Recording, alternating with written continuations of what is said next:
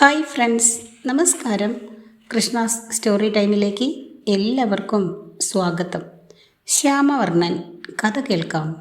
ശ്യാമവർണ്ണൻ കേൾക്കുന്ന എല്ലാവർക്കും ഹൃദയത്തിൽ നിന്നും നന്ദി അറിയിക്കുന്നു. എല്ലാവർക്കും ഭഗവാന്റെ അനുഗ്രഹാശിസുകൾ ഉണ്ടാകട്ടെ എന്ന് പ്രാർത്ഥിക്കുന്നു. ഇന്നത്തെ ഭാഗത്തിലേക്ക് ഓം ശ്രീകൃഷ്ണ പരമാത്മനേ നമഃ.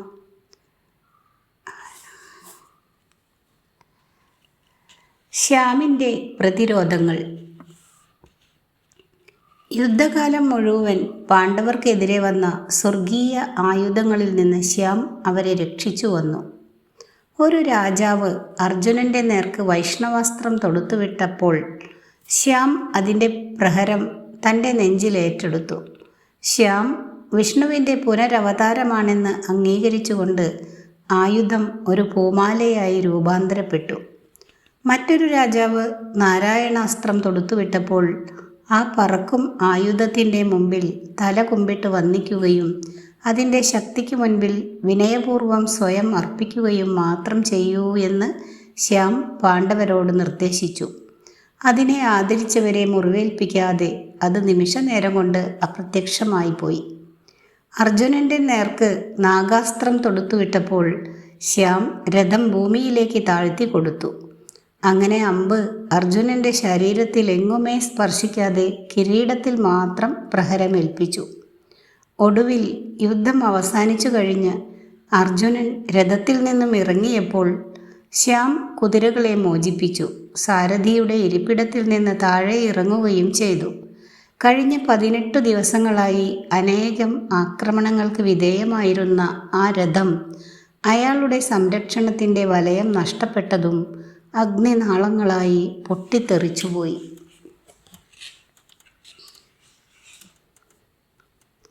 മഹാഭാരത കഥയിലെ പ്രകൃത്യ അതീത ഘടകങ്ങൾ പിന്നീട് ഭക്തിപ്രസ്ഥാനം പ്രചാരം നേടിയപ്പോൾ കൂട്ടിച്ചേർക്കപ്പെട്ടവയാണ്. ആളുകൾക്ക് ഭൂമിയിൽ വെറും അനന്യസാധാരണമായ ജ്ഞാനം മാത്രമുള്ളവർ പോരാ, അവർക്ക് പ്രകൃത്യതീത ശക്തിയുള്ള ഒരു ദൈവത്തെ ആവശ്യമുണ്ടായിരുന്നു. അനേകം ദൈവങ്ങളുടെ ശക്തി മുഴുവൻ ആവാഹിച്ചിട്ടുള്ള സ്വർഗീയ ആയുധങ്ങൾ കൊണ്ട് മഹാഭാരതം നിറഞ്ഞിരിക്കുകയാണ്. ഉദാഹരണത്തിന് സർപ്പങ്ങളുടെ ശക്തി ഉൾക്കൊണ്ടിട്ടുള്ള നാഗാസ്ത്രം, ബ്രഹ്മാവിൻ്റെ ശക്തി ഉൾക്കൊണ്ടിട്ടുള്ള ബ്രഹ്മാസ്ത്രം, ശിവൻ്റെ ശക്തി ഉൾക്കൊണ്ടിട്ടുള്ള പാശുപതം, പിന്നെ തീർച്ചയായും വിഷ്ണുവിൻ്റെ ശക്തി ആവാഹിച്ചിട്ടുള്ള നാരായണാസ്ത്രവും വൈഷ്ണവാസ്ത്രവും. അടുത്ത ഭാഗം. ശ്യാം അശ്വത്ഥമാവിനെ ശപിക്കുന്നു. തങ്ങളുടെ വിജയത്തിൽ പാണ്ഡവർ ജയഘോഷത്തിലായിരുന്നു. ഞങ്ങൾ ഭൂമിയെ ദുഷ്ടരിൽ നിന്ന് മുക്തമാക്കി, അവർ പറഞ്ഞു. പിന്നെ ആഘോഷ സന്ദർശനങ്ങൾ നടത്തി. ശ്യാം അതിൽ പങ്കെടുത്തില്ല. എല്ലാവരും കൗരവരെ ദുഷ്ടരെന്ന് കണക്കാക്കിയിരുന്നില്ലെന്നും അവരോട് വിശ്വസ്തത പുലർത്തിയിരുന്ന ആരും പാണ്ഡവരോട് പൊറുക്കുകയില്ലെന്നും ശ്യാം അറിഞ്ഞിരുന്നു. രാത്രിയിൽ ഇരുളിൻ്റെ മറവിൽ എല്ലാവരും ഉറക്കത്തിലായിരുന്നപ്പോൾ ദ്രോണൻ്റെ പുത്രൻ അശ്വത്ഥമാവ് പാണ്ഡവരുടെ ശിബിരത്തിൽ കയറി അത് അഗ്നിക്കിരയാക്കി. തുടർന്നുണ്ടായ ബഹളത്തിൽ അയാൾ 5 പുരുഷന്മാരുടെ ശിരച്ഛേദം നടത്തി. അത് പാണ്ഡവരാണെന്നുള്ള വിശ്വാസത്തിൽ ചെയ്തതാണ്. പക്ഷേ ദ്രൗപദിയുടെ പുത്രന്മാരായിരുന്നു അവർ. പ്രഭാതത്തിൽ തൻ്റെ സന്താനങ്ങളെയും സഹോദരന്മാരെയും അഗ്നി കവർന്നെടുത്തുവെന്ന് ദ്രൗപദി തിരിച്ചറിഞ്ഞപ്പോൾ അശ്വത്ഥമാവിനെ പിടിച്ചുകൊണ്ടുവരണമെന്നും അയാളെ വധിക്കണമെന്നും ദ്രൗപദി അധികാരപൂർവ്വം ആവശ്യപ്പെട്ടു. അരുത്, നിർത്തൂ, ശ്യാം പറഞ്ഞു. അക്രമം അവസാനിച്ചു കിട്ടട്ടെ. ഇതിനിടയിൽ കൗരവരുടെ തോൽവിയിലുള്ള പ്രതികാരം കൊണ്ട് എരിഞ്ഞ അശ്വത്ഥമാവ് പാണ്ഡവരുടെ പിൻഗാമികളിൽ അവശേഷിച്ച അവസാനത്തെ തരി അഭിമന്യുവിൻ്റെ വിധവ ഉത്തരയുടെ ഉദരത്തിലുണ്ടായിരുന്ന ശിശുവിനെ വധിക്കാൻ അമ്പു തൊടുത്തു. ശ്യാം ആ അമ്പ് തടഞ്ഞു നിർത്തി ശിശുവിൻ്റെ സുരക്ഷിതമായ ജനനം ഉറപ്പാക്കുകയും ചെയ്തു. ഈ ശിശുവായിരുന്നു പരീക്ഷിത്ത്, സുഭദ്രയുടെ പൗത്രൻ, പാണ്ഡവരുടെ ജീവിച്ചിരിക്കുന്ന ഒരേയൊരു അനന്തരാവകാശി. ശ്യാം പിന്നീട് അശ്വത്ഥമാവിനെ ശപിച്ചു. നീ ഒരിക്കലും മരിക്കാതിരിക്കട്ടെ. നിന്റെ മുറിവുകൾ ഒരിക്കലും സുഖപ്പെടാതിരിക്കട്ടെ. കഷ്ടപ്പാടുകൾ സഹിച്ച് നീ ഭൂമിയിൽ അലഞ്ഞു നടക്കാൻ ഇടയാകട്ടെ. ശ്യാമിനെ കോപിഷ്ഠനായിട്ടാണ് ഭൂമിയിലുള്ളവർ കണ്ടത്. ഈ ഒരേയൊരു തവണ മാത്രമാണ് ശ്യാമിനെ കോപിഷ്ഠനായിട്ട് ഭൂമിയിലുള്ളവർ കണ്ടത്. ഈ ഒരേയൊരു തവണ മാത്രമാണ്.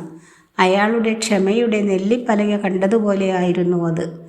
വിറകൊണ്ട് യുദ്ധക്കളത്തിലുള്ള എല്ലാവരും തങ്ങളുടെ കോപത്തിന് ക്ഷമ ചോദിച്ചുകൊണ്ട് ശ്യാമിനെ തല കുമ്പിട്ട് വന്ദിച്ചു. അങ്ങനെ യുദ്ധം അതിൻ്റെ പര്യവസാനത്തിലെത്തി. അശ്വത്ഥമാവ് ഒരു ചിരഞ്ജീവിയാണ്. ലോകത്തിൻ്റെ അവസാനം വരെ മരിക്കുകയില്ലാത്ത ഒരുവൻ. അതേപോലെയുള്ള മരണമില്ലാത്ത മറ്റ് അമരന്മാരാണ് ഹനുമാൻ, വിഭീഷണൻ, മാർക്കണ്ഡേയൻ, മുചുകുന്ദൻ എന്നിവരും. പാണ്ഡവരുടെ യുദ്ധശിബിരം നശിപ്പിക്കുന്ന അശ്വത്ഥമാവ് ശിവന്റെ ഒരു വകഭേദം ആണെന്ന് പറയപ്പെടുന്നു. കൗരവരുടെ നാശത്തിന് ചുമതലക്കാരായ ദ്രൗപദിയും ദൃഷ്ടദ്യുമ്നനും ശിവന്റെ കൃപയാൽ ജനിച്ചവരാണ്. അതിനാൽ ശിവൻ ഇവിടെ പക്ഷം പിടിക്കുന്നില്ല, ഇരുവശങ്ങളും നശിപ്പിക്കുകയും ചെയ്യുന്നു. പാണ്ഡവരുടെ ഒപ്പം നിന്ന കൃഷ്ണൻ ഇത് തടയുന്നുമില്ല. എല്ലായ്പ്പോഴുമുള്ള സങ്കല്പം വിഷ്ണു അസുരന്മാർക്കെതിരെ ദേവന്മാരെ സഹായിക്കുന്നു എന്നുള്ളതാണ്. പക്ഷേ ദേവന്മാരുടെ വിജയം അവർക്കൊരിക്കലും ആനന്ദം കൊണ്ടുവരാറില്ല. കാരണം അവരുടെ സ്വർഗം എല്ലായ്പ്പോഴും ഉപരോധത്തിലായിരിക്കും. അതേപോലെ കൗരവർക്കെതിരെ പാണ്ഡവരെ കൃഷ്ണൻ സഹായിക്കുന്നുണ്ട്. പക്ഷേ തങ്ങളുടെ സന്താനങ്ങൾ എല്ലാവരും നഷ്ടപ്പെട്ടതിനാൽ പാണ്ഡവരുടെ വിജയം അവർക്ക് യാതൊരു സന്തോഷവും കൊണ്ടുവരുന്നില്ല. യുദ്ധം പകരം വീട്ടുന്നതിനെ പറ്റിയല്ല, അത് ശത്രുവിനെ വെറുക്കുന്നതിനെ പറ്റിയും അല്ല. അത് ധർമ്മത്തെ, ഉള്ളിലുള്ള മൃഗത്തെ അതിജീവിക്കുക വഴി ശക്തരെ വെറുക്കാതെ തന്നെ ദുർബലർക്ക് കരുതി വയ്ക്കുകയും അവരെ സംരക്ഷിക്കുകയും ചെയ്യുന്നതിനെ സംബന്ധിച്ചുള്ളതാണ്. കൃഷ്ണൻ, വിഷ്ണു, ശിവൻ എന്നിവരാരും ആരുടെയും ഭാഗം പിടിക്കുന്നില്ല. അവർ ഇരുവരും ആഗ്രഹിക്കുന്നത് എല്ലാ ആളുകളിലുമുള്ള മനുഷ്യശക്തിയെ വിഷ്ണു സ്നേഹത്തിലൂടെ, ശിവൻ നിസ്സംഗതയിലൂടെ തട്ടിയുണർത്തുന്നതിനാണ്. ഓരോരുത്തരെയും ലോകം നോക്കിക്കാണുന്നത് വ്യത്യസ്തമായിട്ടാണ്. ഇരുപക്ഷക്കാരും തങ്ങളാണ് ശരിയെന്ന് വിശ്വസിക്കുന്നതുകൊണ്ടാണ് യുദ്ധങ്ങൾ ചെയ്യുന്നത്. ഇണകൾക്ക് വേണ്ടിയും അതിരുകൾക്ക് വേണ്ടിയും പരസ്പരം പോരടിക്കുന്ന മൃഗരാജ്യത്ത് അത് ശരിയായിരിക്കുമ്പോൾ നൽകുന്നതിനും പങ്കുവയ്ക്കുന്നതിനും വിശപ്പിനെയും ഭയത്തെയും അതിജീവിക്കുന്നതിനുമുള്ള മനുഷ്യൻ്റെ കഴിവില്ലായ്മ മൂലം യുദ്ധം ഉണ്ടാകുന്നത് സംസ്കാരമുള്ള ലോകത്തിന് ചേർന്നതല്ല. അടുത്ത ഭാഗം ധൃതരാഷ്ട്രരുടെ ആലിംഗനം. അവസാനം വിജയിച്ചവർ പരാജിതരെ കാണുന്നതിന്, പുതിയ രാജാവ് സ്ഥാനഭ്രഷ്ടനാക്കപ്പെട്ട രാജാവിനെ കാണുന്നതിന്, പാണ്ഡുവിൻ്റെ പുത്രന്മാർ ധൃതരാഷ്ട്രരെ കാണുന്നതിന് ഉള്ള സമയം സമാഗതമായി. പ്രായമായി ദുർബലനായി വടിയിലൂന്നിപ്പിടിച്ച് ധൃതരാഷ്ട്രർ വികാരങ്ങൾ പുറത്ത് പ്രകടിപ്പിക്കാതെ തൻ്റെ ഗാംഭീര്യം നിലനിർത്തി. രാജസദസ്സിലുള്ള എല്ലാവരിലും മതിപ്പുളവാക്കിക്കൊണ്ട് അയാൾ തൻ്റെ അനന്തരവരെ ഔദ്യോഗികമായി ആലിംഗനം ചെയ്തു. എന്നാൽ ഭീമനെ ആലിംഗനം ചെയ്യവേ ധൃതരാഷ്ട്രർ വികാരവിവശനായി ഏങ്ങലടിക്കുവാൻ ആരംഭിച്ചു. അപ്പോൾ എൻ്റെ 100 മക്കളുടെ എല്ലുകൾ ഞെരിച്ചു തകർത്തു കളഞ്ഞ ശക്തമായ കൈകൾ ഇവയാണല്ലേ? അയാൾ വിതുമ്പി. അയാൾ പിന്നെ ദൃഢമായി ഒരു ആനയെപ്പോലും ഞെരുക്കി കളയുന്നതിനുള്ളത്ര ശക്തിയോടെ ഭീമനെ ആലിംഗനം ചെയ്തു. എല്ല് ഞൊടിയുന്ന ശബ്ദം കേട്ടു.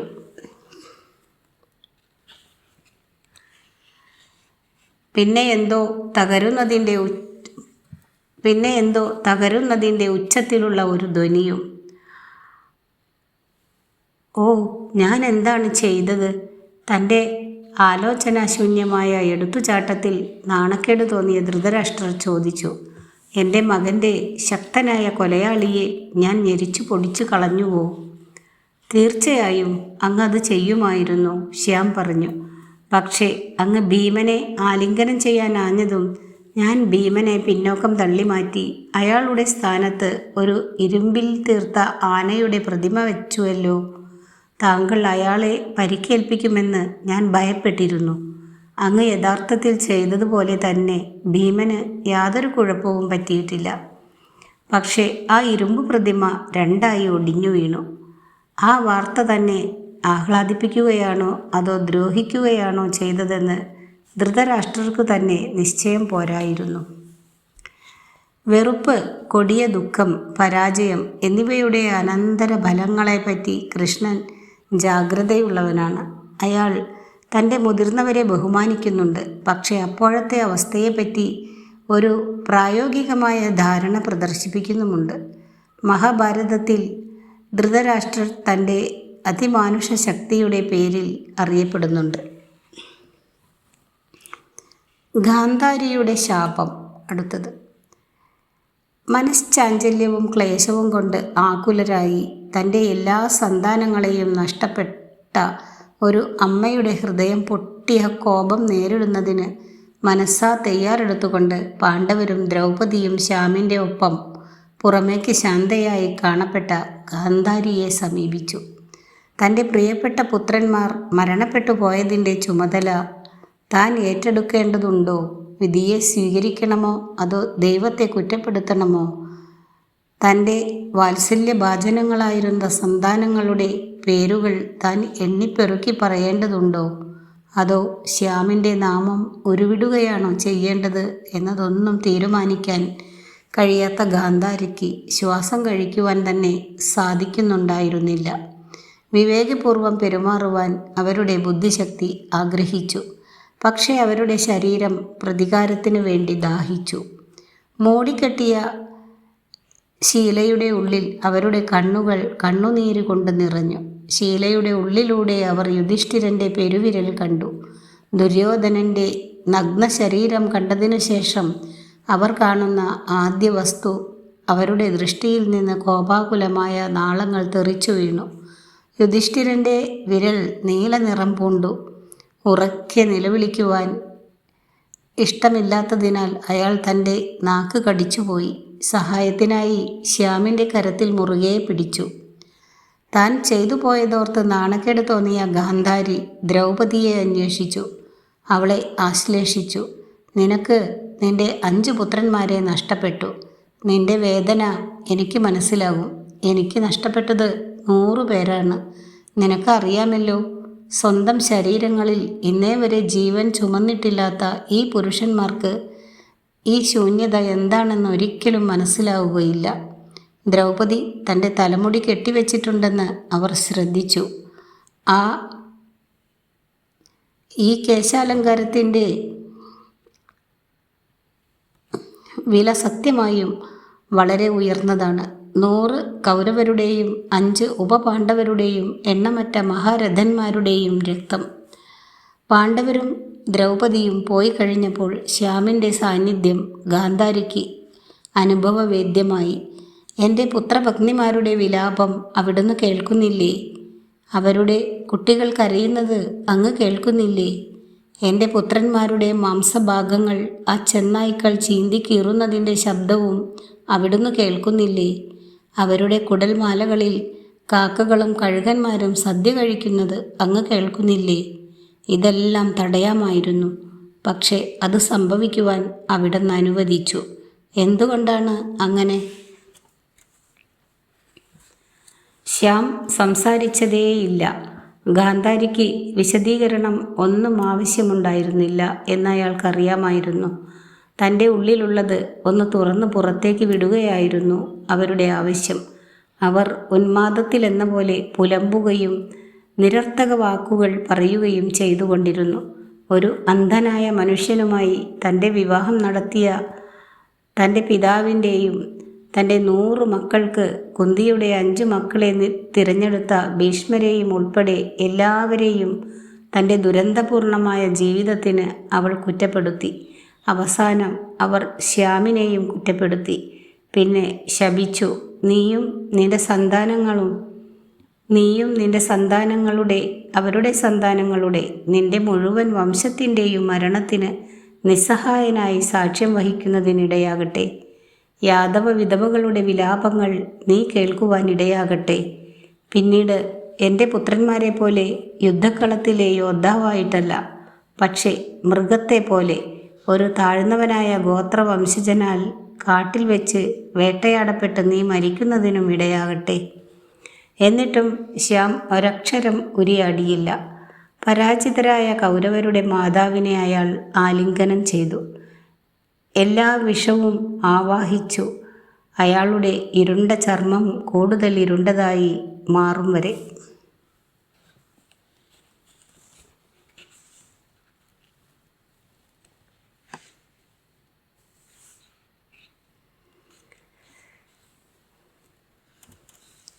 കൃഷ്ണൻ ധർമ്മത്തിനു വേണ്ടി യുദ്ധം ചെയ്യുന്നു. പക്ഷേ കർമ്മത്തിൻ്റെ നിയമം അയാൾ നിരാകരിക്കുന്നില്ല. ഒരു നല്ല പ്രവൃത്തിക്ക് മോശമായ പരിണതഫലങ്ങൾ ഉണ്ടായേക്കാം. തൻ്റെ മുഴുവൻ വംശത്തെയും തുടച്ചു നീക്കിക്കളയുന്ന ഗാന്ധാരിയുടെ ശാപത്തിൽ അയാൾ അവസാനിക്കുന്നു. രാമായണത്തിൽ രാമൻ രാമരാജ്യം സ്ഥാപിക്കുന്നു. പക്ഷേ തൻ്റെ സ്വന്തം പത്നിയും പുത്രന്മാരും കാട്ടിൽ ജീവിക്കുന്നു. മഹാഭാരതത്തിൽ പാണ്ഡവരുടെ വിജയം കൃഷ്ണന് സന്തോഷം നൽകുന്നതുമില്ല. ദൈവം ശപിക്കപ്പെടുന്നതും അങ്ങനെ ഭൗതിക ലോകത്തിനും അതിൻ്റെ കർമ്മത്തിനും അയാൾ വിധേയനാവുന്നതും ഹിന്ദുമത പുരാണാഖ്യാനങ്ങളിൽ ആവർത്തിച്ചു വരുന്ന പ്രമേയമാണ്. യുദ്ധം കൗരവരുടെയും പാണ്ഡവരുടെയും സന്താനങ്ങളെ കവർന്നെടുത്തു. അതുകൊണ്ട് മഹാഭാരതത്തിലെ സ്ത്രീ പർവ്വത്തിൽ എല്ലാ സ്ത്രീകളും പുരുഷന്മാരുടെ അക്രമം ഓർത്ത് കരയുന്നുണ്ട്. ദൈവത്തെ ഒരു ന്യായാധിപൻ്റെ സ്ഥാനത്ത് കാണുന്നത് ക്രിസ്തുമതത്തിൻ്റെയും ഇസ്ലാം മതത്തിൻ്റെയും ആശയമാണ്. ഹിന്ദു മതത്തിൽ കാണുന്നത് ഇല്ല. ഇതോടുകൂടി ഇന്നത്തെ ഭാഗം അവസാനിപ്പിക്കുന്നു. അടുത്ത ദിവസം യുധിഷ്ഠിരനുള്ള ഉപദേശം എന്ന ഭാഗം കേൾപ്പിക്കാം. വീഡിയോ ഇഷ്ടമായാൽ എല്ലാവരും ലൈക്ക് ചെയ്യുക. സബ്സ്ക്രൈബ് ചെയ്യാത്തവരെല്ലാം ഒന്ന് സബ്സ്ക്രൈബ് കൂടി ചെയ്യുക. Thank you for